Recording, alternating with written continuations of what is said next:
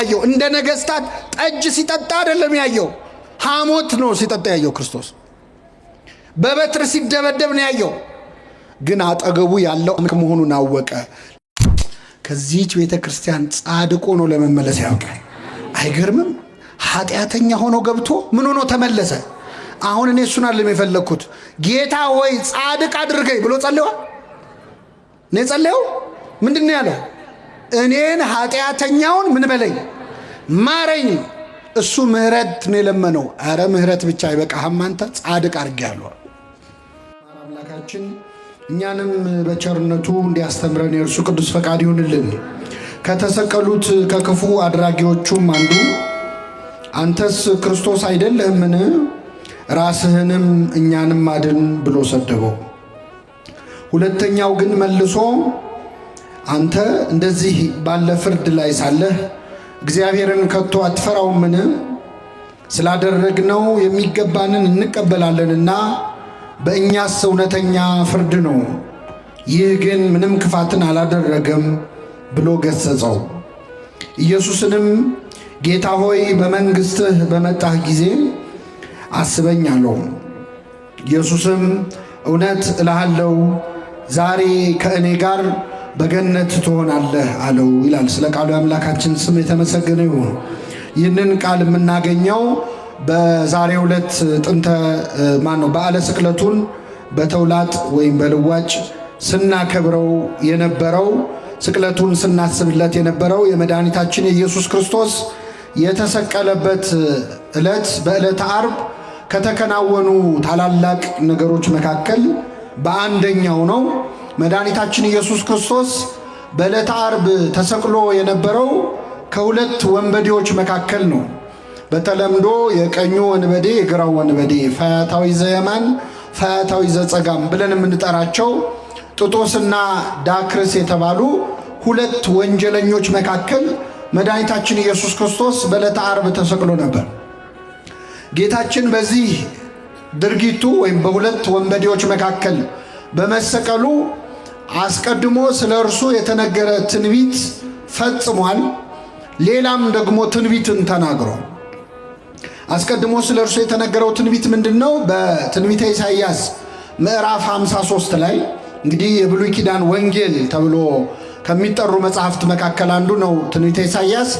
በ53ኛው ምዕራፍ ላይ ነቢየ እግዚአብሔር ኢሳይያስ በዕለተ ዓርብ ክርስቶስ የሚቀበላቸውን መከራዎች ከሩቅ ያለውን መንፈስ ቅዱስ አቅርቦ አሳይቶት ስለነበር የክርስቶስን ግርፋቱን፣ ሕማሙን፣ ስቃዩን አይቶ በእርሱ ቁስል እኛ ምን አለን?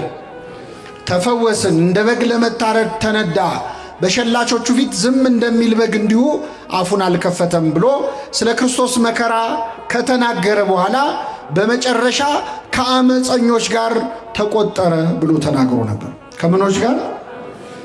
እኛን ከጻድቃን ጋር፣ እኛን ከቅዱሳን ጋር፣ እኛን ከንጹሐን ጋር ሊደምረን እሱ ከምኖች ጋር ተቆጠረ? ከወንጀለኞች ጋር ተቆጠረ ብሎ ተናግሯል። ይህ ትንቢት ክርስቶስ ሲወለድም ሲሰቀልም ፈጽሞታል። ሲወለድ እንደምታውቁት እመቤታችን ከዮሴፍ ጋር ወደ ቤተልሔም ሄደችው በወቅቱ የነበረው ቄሳር ሕዝቡ ይቆጠር ዘንድ አዋጅ ስላወጀ ነው። ስለዚህ ጌታ በቤተልሔም ከተወለደ በኋላ እመቤታችንም ቅዱስ ዮሴፍም ራሱ ክርስቶስም በሕዝብ ቆጠራ መዝገብ ላይ ተመዝግበዋል። በጣም ይገርማል። ከላይ የሌላ ሰው ስም፣ ከታች የሌላ ሰው ስም፣ ከመሃል ግን ኢየሱስ የሚለው ስም ተጽፏል። ስለዚህ ክርስቶስ ከእኛ ጋር ተቆጥሯል። ከወንጀለኞቹ፣ ከሰካራሞቹ፣ ከዘማውያኑ ጋር አብሮ በአንድ መዝገብ ተቆጥሯል። ከአመፀኞች ምን አለ የሚለው ትንቢት ይፈጸም ዘንድ ተቆጠረ የሚለው ይፈጸም ዘንድ በዕለተ ዓርብ ደግሞ ከሁለት ወንበዴዎች መሃል ተቆጥሮ እኛን ከጻድቃን ጋር አምላካችን ሊደምረን እሱ ከኃጢአተኞች ጋር ተቆጥሯል። ስለ እኛ ከኃጥአን ጋር የተቆጠረ አምላካችን እኛን ከጻድቃን ጋር ለመቆጠር ያብቃል። ክርስቶስ ስለ እኛ ተሰቅሏል፣ እርሱ ስለ እኔ ተሰቀሉ አላለም። ስለ እኛ ሞቷል፣ እርሱ ስለ እኔ ሙቱልኝ አላለም። እኔ ሞቻለሁ፣ እናንተ ለእኔ ኑሩ ነው ያለው ክርስቶስ። እኔ ስለ እናንተ ከኃጢአተኞች ጋር ተቆጥሬአለሁ፣ እስቲ እናንተ ለእኔ ብላችሁ ከኃጢአተኞች ቁጥር ውጡ ነው ያለው። እሱ ከሰካራሞች ጋር ተቆጥሯል፣ እናንተ ከስካር ውጡ። እሱ ከዘማውያን ጋር አብሮ በልቷል፣ ጠጥቷል፣ እስቲ እናንተ ከዝሙት ለእኔ ብላችሁ ውጡ ነው ያለው። እንጂ ሞቻለሁና ሙቱልኝ አላለም። ተሰቅያለሁና ተሰቀሉ አላለም። ሥጋን ከክፉ ምኞቱና መሻቱ ጋር ስቀሉት ነው ያለው ቅዱስ ጳውሎስ እንዳለው ማለት። ስለዚህ ክርስቶስ በዕለታ ያየው እንደ ነገሥታት ጠጅ ሲጠጣ አይደለም ያየው፣ ሐሞት ነው ሲጠጣ ያየው ክርስቶስ።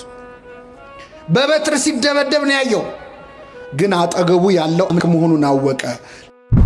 ከዚህች ቤተ ክርስቲያን ጻድቆ ነው ለመመለስ ያውቃል። አይገርምም? ኃጢአተኛ ሆኖ ገብቶ ምን ሆኖ ተመለሰ? አሁን እኔ እሱን አይደለም የፈለግኩት፣ ጌታ ሆይ ጻድቅ አድርገኝ ብሎ ጸልዮአል። እኔ ጸልየው ምንድን ነው ያለው? እኔን ኃጢአተኛውን ምን በለኝ ማረኝ። እሱ ምህረት ነው የለመነው። አረ ምህረት ብቻ አይበቃህም አንተ ጻድቅ አድርጌሃለሁ። እግዚአብሔር ትንሽ ሲለምኑት ብዙ የሚሰጥ አምላክ። እግዚአብሔር ጸሎታችንን አስተካክሎ ይስማል። አሁን እኮ በእውነት እግዚአብሔር አቅንቶት ካልሆነ የእኛ ጸሎት ነው። እየሰማችሁ ነው? ሲጀመር የእኛ ጸሎት አንደኛ አባታችን ሆይ መቼ ጀመረን ከመቼው እንዳለቀ ገርሟቸው ያውቃል አያውቅም? ብን ያለ ጸሎት ነው። ወይ ትኩረት የለው ወይ ተመስጦ የለው። ለምነው ምድራዊ ነገር። ይሄ ወንበዴ ከኛ እንዴት ተሻለ? ጌታ ሆይ በምን አስበኝ ነው ያለው። በምን? እኛ ለምነው መንግስቱን ነው ወይ?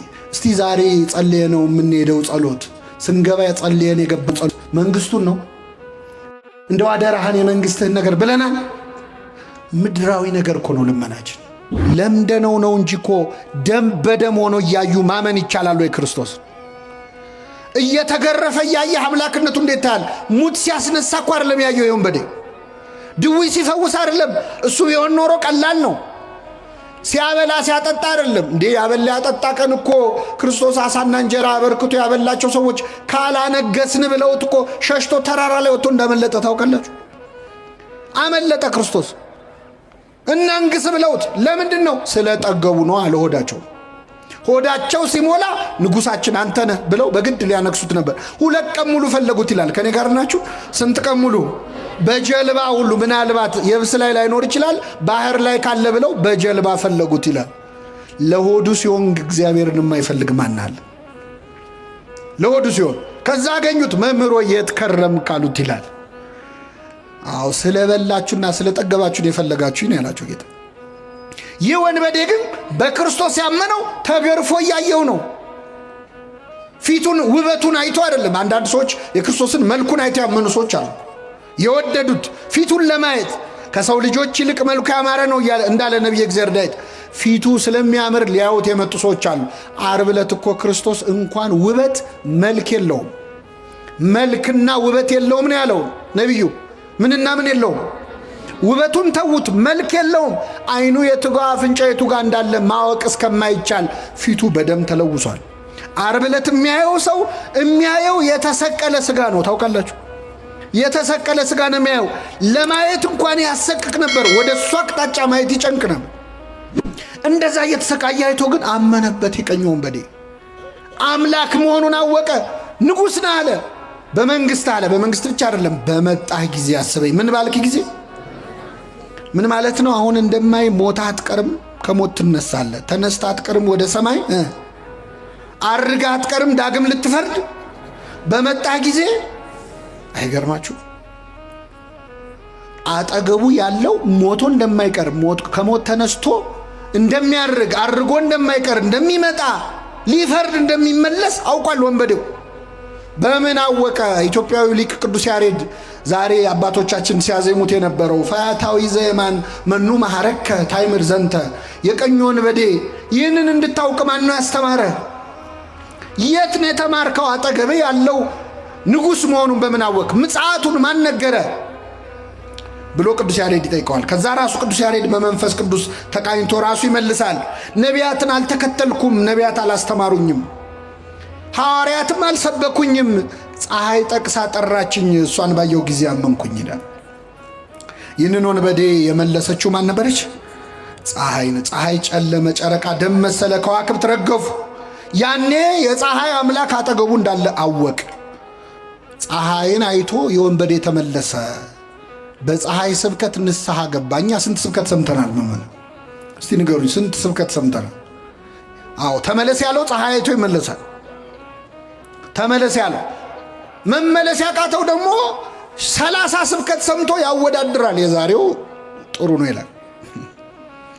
ጴጥሮስ ዶሮ ሲጮህ ሰምቶ ነው ንስሐ የገባው። ምን ሲጮህ? እኛ ስንት ዶሮ ሲጮህ ሰማን?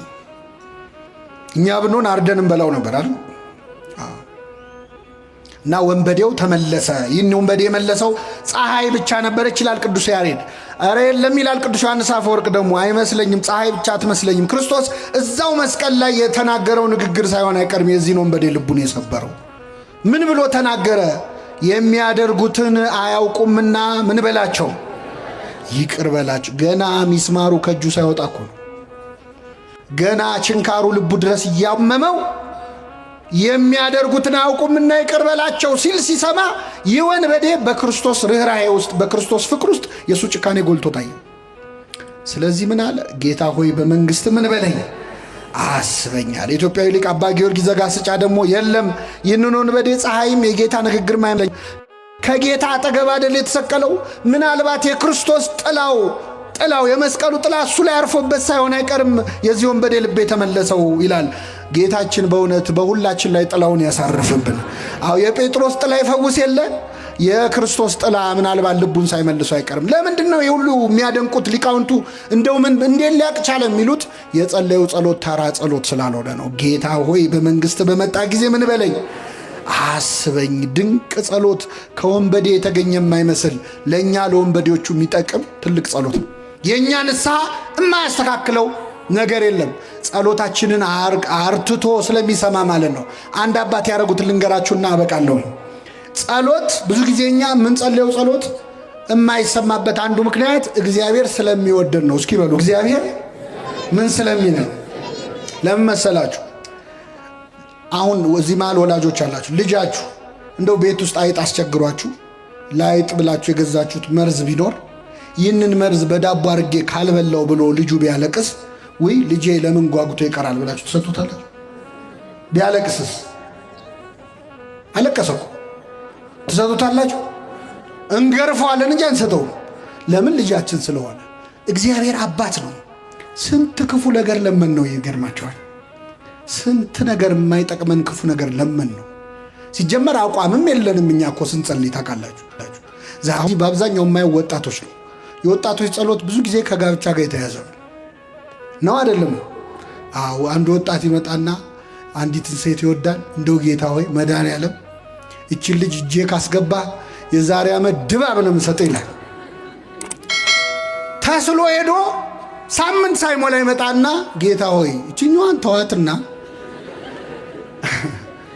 እንዴ ማመልከቻ እንኳን እኮ ሽርዝ ድልስ ሲበዛው ሪጀክት ይደረጋል። እንኳን ጸሎት ማለት አቋም የለንም። ዛሬ የምንፈልገው ሌላ፣ ነገ የምንፈልገው ሌላ፣ ዝብርቅርቅ ያለ ጸሎት ነው የምንጸልየው። ግን ይሰማናል እግዚአብሔር። አይገርም? ጸሎቴን ያልከለከለ በሉ እስኪ እግዚአብሔር ይመስገን። ምን መሰላችሁ? ልትጸልዩ ስትመጡ ዝም በል ይላል እግዚአብሔር። ስንት ነገር ስታወራ ከቤት እዚህ እስክትደርስ እያማሽ መጥተህ ተሳድበ ክፉ ተናግረ መጥተህ አማትበ ልጸልይ ስትል በል ዝም በል በዚህ አፍማ እንዳጠራኝ ይላል። ጸሎቴን ያልከለከለ እግዚአብሔር ይመስገን ይሰማናል። የመላእክቱን ምስጋና በሰማበት የእኛን ይስማ። አይገርምም? መላእክትን በሰማበት ይሰማናል። የእነሱን መዝሙር በቅድስና የሚዘምሩትን በሰማበት የእኛን ይሰማል። ከኃጢአተኛ አፍ ምስጋና ለምኔ ነው አይልም። በኃጢአት ተወደስኩ፣ በኃጢአተኛ ሰው አፍ ተወደስኩ ብሎ አይቀየምም። ይሰማል፣ ያርማል። ጸሎቶቻችንን የሚጠቅሙንን ወስዶ የማይጠቅሙንን ይተውልናል። የለመነውን ሁሉ ስላልሰማን ስሙ የተመሰገነ ይሁን። የለመነውን ሁሉ ቢሰጠን ገደል እንገባ ነው። እምንለምነውን እንደማናውቅ ያውቃል። ይህ ወንበዴ ግን ብዙ እርማት የማያስፈልገው ጸሎት ጸለየ። በመንግሥት በመጣ ጊዜ ምን በለኝ አለ። አየለም ጊዜዋን ብቻ አስተካከላት እግዚአብሔር። ጊዜዋን በመንግሥቴ እስክመጣስ አላስጠብቅህም። መቼ ከኔ ጋር ትሆናለህ? የቀበሌ ቤት ይዞ እንዴት ባህታዊ ይሆናል ሰው? መሀል ከተማ ውስጥ። አሁን ደግሞ የመጣብን በዚህ በሚዲያ ዘመን የዩቲዩብ ቻናል ያለው ባህታዊ ያለው ሰብስክራይብ አድርጉ የሚል ማለት ነው። ጉድ ነው። እስቲ የዛሬ 3 ወር ዓለም ያልፋል ብሎ ትንቢት ይናገራል፣ ግን ሰብስክራይብ አድርጉ ይላል። ዓለም ካለፈ ለምንድን ነው ሰብስክራይብ የምናደርገው? በሰማይ ልናየው ነው? መቀለጃ ሆነናል በእውነት። ከዚህ ጠብቀን እግዚአብሔር። ተከትለው ሲያዩ ሰውነቱ በፀጉር የተሸፈነ ሰው ይጸልያል እያልጎመጎመ፣ ቀረብ ሲሉ በጣም ያስፈራ ሰው። ገረማቸው። ጸሎቱን ግን ሲሰሙት ደነገጡ። የሚጸልየው ምን ብሎ ነው? ጌታ ሆይ አትማረኝ ብሎ። ምን አትበለኝ። ብልቱናው ይገርማል፣ ምናኔው ይገርማል፣ ጸሎቱ ግን ያስደነግጣል። ከዛ ቀረብ ባሉትና እጅ ጸፍተው ቀሰቀሱት። መጣ፣ ተሳለመ መስቀል። ማነ? እንዴት እነዚህ ምን ትሰራለህ? እንደዚህ ነው። ስንት ዓመት ወዲህ? ይህን ያህል። ጥሩ ነው ያለ የያዝከው ነገር ግን የምትጸልየው ጸሎት በጣም ይከብዳል። ምን ነው አለ። አትማረኝ የሚል ጸሎት ኬት ነው ያመጣኸው? አይ አንድ መነኩሴ መጥተውን ያስተማሩኛል። አይ ሰይጣን የተጫወተባሉት። ሰይጣን መነኩሴ ነኝ ብሎ መጥቶ የውሸት ነገር አስተምረዋል። እና ምን ብዬ ልጸልይ አለ። አባታችን ነው ይበላል። አላውቅም አለ። ቅድስና እንጂ እውቀት የለው። አላውቅም አለ። እውቀት ያስታበያል፣ ፍቅር ግን ያንጻል ይላል ቅዱስ ጳውሎስ። አይ ገረማቸው። ቁጭ አድርገው እኔ እናንተ የምናውቀውን አቡነ ዘበሰማያት ቁጭ አድርገው አስተማሩት። አባታችን ነው በሰማያት የምትኖር ስምህ ይቀደስ፣ መንግስት ትምጣ። በደንብ አስጠኑት። ከዛ ሲችለው በል በቃ እኔ ልሄድ ነው ብለው ተሰናብተውት በጀልባ ተሳፍረው ሄዱ። ቆሞ ሸኛቸው፣ እጁን እያወዛወዘ በጣም ደስ ብሎት በፍቅር አሁን አዲስ ጸሎት ተምሯል። ሊጸልይ ወደ ዋሻው ተመልሶ ጀመረ ጸሎቱን። አባታችን ነው በሰማያት የምትኖር ስምህ ይቀደስ ብሎ ጠፋበት። ቆይ ልመልሰው። በሰማያት የምትኖር ስምህ ይቀደስ ጠፋበት ቢለው ቢሰራው ቢያል አይ እኚህ ሰውዬ ሳይርቁኝ በፊት ልድረስባቸውና ይንገሩኝ ብሎ ሮጦ ሄዶ ጀልባውን አስቆመና ስምህ ይቀደስ ብሎ ቀጥሎ ምንድን ነው አላቸው። ሮጦ ሄዶ ነው ያልኳቸው። በምን ላይ ነው የሮጠው? አይሰማም። ሲያዩት ውሃ ላይ እየሄደ ነው። እሳቸው ምን ላይ ነው ያሉት? እና ስምህ ይቀደስ ብሎ ምንድን ነው ሲላቸው በሌኔ ወንድም እንደ ድሮ አትማረኝ ብለህ ቀጥል አሉት። እግዚአብሔር ጸሎቱን ሰምቶታል። አልሰማውም? ሰምቶታል። ለምንድን ነው የሰማው መሰላችሁ? እግዚአብሔር የሰማው ያለውን ሳይሆን ለማለት የፈለገውን ነው። እግዚአብሔር ለማለት የፈለግነውን ይስማል። አዎ ልባችን ውስጥ ያለውን ድረስ ጠልቆ ነው የሚሰማው። ከጥልቁ ጠራው እንዳለ ነብይ እግዚአብሔር። ጌታ ሆይ በዚህ መሆን ለኛ መልካም ነው ያሉነ ጴጥሮስ፣ ቀራንዮ ላይ ግን በዚህ መሆን ለኛ መልካም ነው አላሉ። ሸሽተዋል፣ አመልጠዋል። ክርስትና በደስታ ቀን መገኘት ብቻ አይደለም፣ በቀራንዮ ቀን መገኘት ነው። በስቃይ ጊዜ መገኘት ነው። በተገረፈ ቀን መገኘት ነው። ንግስ ላይ መገኘት ብቻ አይደለም። ማመስገን፣ መዘመር፣ ከበሮ መምታት፣ እልል ማለት ብቻ አይደለም። የሐዘኑንም ቀን መካፈል ያስፈልጋል። አሁን ቤተክርስቲያን የሐዘን ጊዜ ላይ ነው ያለችው ነው አይደለም? ምእመናን አሁን እኛ እዚህ ተረጋግተን ቃሉን በምንሰማበት በዚህ ቅጽበት ካሁን ምን መጣ እያሉ እየተጨነቁ ያሉ ክርስቲያኖች አሉ። ካሁን ምን መጣ እያሉ እኛ የዛሬ 2000 ዓመት ስለተሰደደችው እመቤታችን አይደል ማህሌት የምንቆመው? እንደርሱ ከማሐዘን ወተሰዶ እያለን እንደርሷ ያለ ስደት መከራ የደረሰበት እያለን እንዘምራለን። ስዕሏን ይዘን ሕፃን ታቅፈው መከራ የተቀበሉ እናቶች ግን እዚሁ ሀገራችን አሉ። ልጆቻቸው እጃቸው ላይ መከራ የተቀበሉ። የዚህ ቀን ነው እውነተኛ ክርስቲያን የሚታየው። ዮሐንስን ሆኖ ለመገኘት አምላካችን በቸርነቱ ይርዳል።